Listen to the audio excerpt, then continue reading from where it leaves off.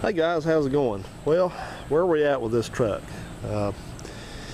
You saw in the previous couple videos, took you for a little ride and did some redneck bumper adjusting. And let me just tell you, this bumper is no good to begin with. It's already been bent and tweaked and warped and stuff, so it's, you know, it's not something I was going to use. So I don't want anybody to think I was just stupid enough to bend up a good bumper. It was not good to begin with. This truck's already been kind of taking a hit in the front right here, because we had one of these before, and that's what happens. The bumper just gets bent up. So anyway, I've made trip number 5 to the junkyard and did that today, and picked up some more parts. As the more I get into this truck, I've just more stuff I have to repair or replace.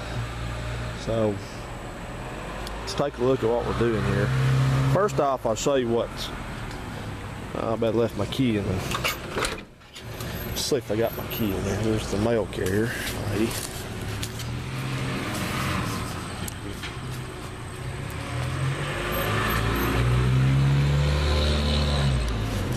No, it's a guy. It's the first time I've ever seen him turn around in front of the house there. Usually they do that, man. They come back and forth like by the same street here 2 or 3 times a day.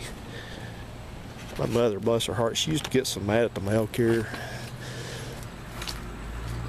The mail carrier was supposed to be there by 5 o'clock. She was PO'd if they didn't get there at 5 o'clock.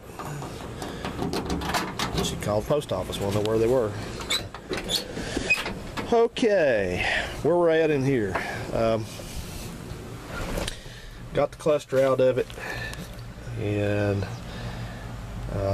just the wire and everything looks okay. I blew it out with my air pistol, and you can see this nice hack job that somebody did to put a different radio in. They hacked it so bad they even bent it right here where you can see it around the trim. I'm going to tell you something. If you do something like that, my opinion is you're mentally deficient. So, without doing it the right way. But they did it, so I've got to deal with it. But this interior kind of had it's kind of a reflection of the rest of the truck. It's got a broken vent here. These things here don't do what they're supposed to do anymore. And the headlight switch knob the printing's worn off of it. And this, this wiper switch here, there we go. See how that's kind of faded? I don't know what did that. It's the only one I've seen that's been like that. But it just got some wear and tear on it. This doesn't look that good. So I also got the door panel off, and I'll tell you why that is. That's just that was for kind of an inspection deal.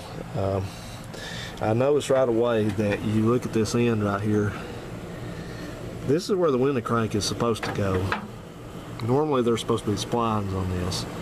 There are not splines on this anymore because I guess the window crank broke off, and instead of getting another window crank and putting the window crank on and repairing it that way, they just decided to use, see, there he is again. Decided to use, that's 2 times this went by. It went by one that way, then went back that way, and then went back again. I don't know where the houses are. You need your GPS, man. Anyway, they I guess they use channel locks on it, vice grips to open it and close it. And it's worn out. It's all kind of loosey-goosey, and when the window goes up and down, it's all kind of doing this number, so that needs work. And let me interrupt myself. I think people, when it comes to cars and anything usually, I think people tend to be masochistic. You can look that word up if you don't know what it means, but I think people are masochistic in ways, because it's like, instead of just doing this repair, you have to replace this regulator in here. I'll show you the other one I got. Instead of replacing this and moving on from this and everything being good and life being good, we're not going to do that. We're going to make things even worse by not only can you not open the window by a crank, but you have to use vice grips, and you still got to replace the regulator. And it's like my neighbor over there, Mr. C, who's not home now. They're on vacation, as I mentioned in another video you may not have seen yet. But anyway, they are, and he's got that little truck that sits over there. He drives it maybe about 8 or 9 times a year. and his tires started going flat. So what's Mr. C do? And what a lot of people do, they don't take the car or the truck to go get it fixed. They keep putting air in it. So I don't get that. It's like, why don't you, instead just fixing it and being done with it, instead of subjecting yourself to like keep putting air in tires or whatever over and over and over, making it hard, just take it easy, man. I don't know. And this truck has got a kind of a custom interior, which doesn't look too half bad for a kind of an amateur effort. It was not originally this color. It was red, the metal was red, but if you can see down there, you see that brown on the bottom of that plastic right there, that's camel, and that's what color the interior was. So let's look at our parts list that we're going to use to. There's some junk back here. It's my junk pile. Let's look at our parts list to see what we're going to use to fix this with. First thing, you saw that grill, and you saw in an earlier video I've got a grill for it. I've already put the headlight bucket back in, the one I bought for it, which I have to take back out. I'll show you why in a second. But one thing they changed, I realized right away when I tried to put that grill in, is the earlier grills up to about 79, this is a 79, up to about 78, maybe even 77, but they used the support here, right here, position the opening over here. So I've got a grill with the opening here and bars in front of this thing. So obviously this has to be changed, and it's not that hard to change. It's got 4 bolts up here on the latch. It's got 2 right in here, and it's got 2 underneath it in here. Just was that 8 bolts. It comes right out, and it does interchange. So I've got that over here. Got the proper one. So I'll clean that up and put it in. And here's the latch I was talking about. The latch mounts like this. This does not have an inside hood latch, by the way, or release, I mean. So that'll get that back there, because I'm not buying another grill. I got a perfect grill over there. So we'll put this in, and that'll kind of take care of that. And I'll keep the original. If I ever want to put a 79 grill back in, I can do that. But I got this. This is for that busted one over there. It's got the corner broke out of it. And I picked this up in the junkyard. This was off of, they had a new carcass drug in, which was a Bonanza, which basically was a Scottsdale with some extra trim on it. So I picked up one good one of these. I think it's that one, as a matter of fact. So I'll hang on to that, maybe use that later. Here's the wind regulator. That's what's in there that has to come out and be replaced. See there, that one has splines on it, and that's the rollers. And I'll just tell you something, this is not easy to get this thing out. There's a write-up on the internet that says, oh, you can do it this way. You can raise the wind up, tape the window in place, and then you lower this and lower that, and you slide the first roller up. I went and tried to follow those instructions for about 10 minutes and just gave up. Just threw the instructions away. I had to take everything in that door loose on that truck I got that out of. So I got one side of it. I'm going to do one door. I ain't going to worry about that door yet. I have to prepare myself emotionally for that. But here's the side vent. This one actually is together and works. And some bits and pieces over here. Got a new washer wiper switch that's not faded. Got a headlight thing here. You see that BMW going there? That guy lives right down on Velade over there, and that car, it's a nice car, but that thing's been running on 5 cylinders for about the past 6 months. So, you know, I'm beginning to question people's mental stability sometimes on the cases like that. It's like you have a nice BMW, yet you don't realize or don't care that it's running on 5 cylinders. And I don't want to hear people say, well, you might not be able to afford it. Well, if you can't afford it, don't drive it. So here's my headlight switch that I can clean up. It's got the actual label on it. This is part of the window crank. This goes down here. It's a little seal. 2 window cranks. I was disappointed to see that Chevrolet went to plastic cranks on these, but they did. Little trim plates for that. Even got a light bulb. And got some trim here. This, by the way, is hopefully this is a horn relay. It'll get the horns working right again. Air cleaner hold down. But you see these little plastic pieces here? What these are is, when I was looking at this grill, I realized that somebody had removed all those. There's one there, one there, one there, one there, and they're all gone. So, all gone. All gone. Can I have more? So I picked those up. This is the piece that goes under the duct by your driver's foot. This is a little distribution thing. Nasty as can be, but it's all there. So I'll clean that up. You just turn it to open it. It's pretty neat, isn't it?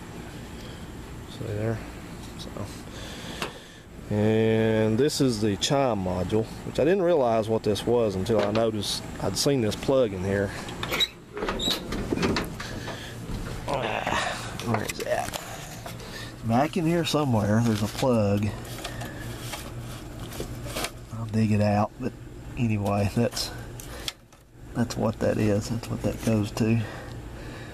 That's the thing that either goes, or this one probably goes, boop, when you have the key in. I know some people don't like those things, but look, if it's supposed to have a thing that goes ding, ding, ding when the key's in ignition, it's going to have a thing that goes ding, ding, ding when the key's in ignition. Because I can't tell you how many times I've nearly left my lights on or something. And probably would have if it wasn't for that. So. And over here is some rubber lines, and these are the washer fluid lines. And you may be asking yourself, why in the world do you buy rubber line like this from the junkyard? Well, it's because this is the factory rubber line. It's got ridges in it. I don't know if you can see that very clearly, but it's got these ridges in it, and it also says somewhere on it here, if you can see that, it says EPDM. That's the original factory stuff right there. So it's all in good shape, and I'm going to use it. I want everything to be as original as I can get it. That's why you call it a restoration, not a part store build.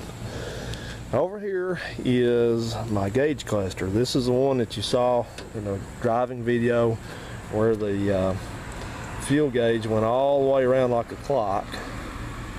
It's starting to rain. I'm going to have to hurry up and get this done here. So this one's kind of screwed up. I got noticing that even the needle has been twisted about 30 degrees for some reason, and it's faded and it's dirty because somebody took the faceplate off and yada yada yada yada. So I picked up another one. This is the same exact cluster, except it's in better shape. The colors are better. I will repaint those needles, but the graphics, it's kind of supposed to be that color right there. But you see the color graphics are better on it.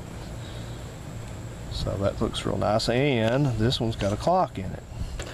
And I was wondering about that. I was thinking, well, I wonder how that clock's going to hook up.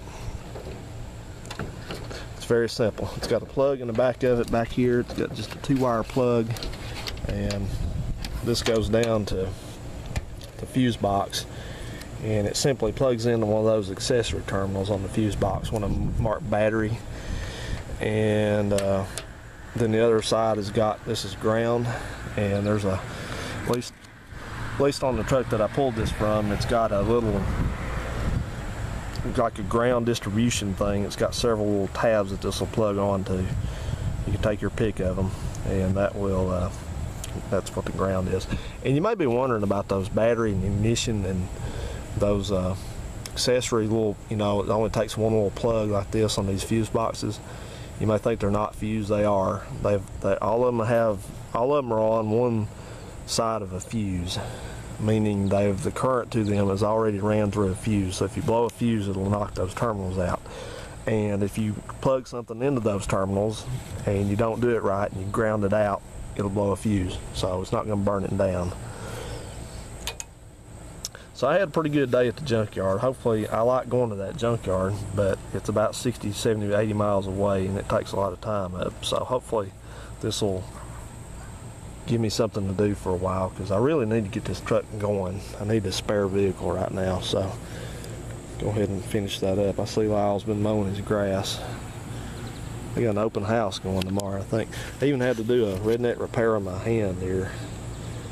I was up there, I was sitting in the donor truck up there, and I was working on the dash getting this thing out. And I noticed these wasps kept flying around out there, and one of them, you know, I'm one of those people that wasps never bother me. I haven't been stung in dozens of years. And they can fly right by me and go to their nest and stuff, and they will not bother me, and that's a good thing. Of course, now if they get after me, I'm going to take off. But so it was up there, but one of them, I was looking at something else, and I happened to look up back this way, and there was a wasp like right there in front of my face, and I had my hands like down in the dash sort of. So you know what your reaction is typically when that happens is ah. So when I went ah, I just raked my finger on side of my finger on something sharp on here, and so I let some of the blood out, so I had to tape it up to keep it from bleeding. So anyway, guys, that is the story as I know to tell it, and so I've got some work to do here, and I'll catch you up, you know, as I do some things. And I've got some videos recorded. They're kind of long videos, but where I went over this engine before I started it and got it running, showed a lot of the detail stuff I did to it. If you want to see those, let me know. And like I said, you've been warned, they are long videos. They're about 17 minutes each. So if you'd like to see those, please give me a yes or no vote on that, and I will or will not post them anytime soon. So depending on what you want. So thanks guys for watching, and you know, I guess it's time to turn some wrenches, and I'll try to film that regulator repair over there if I can find a good way to do that. It's kind of hard for me to film stuff when I'm not sure I can do it the right way. So okay guys, well, thank you so much for watching. We'll see you in the next video. Bye.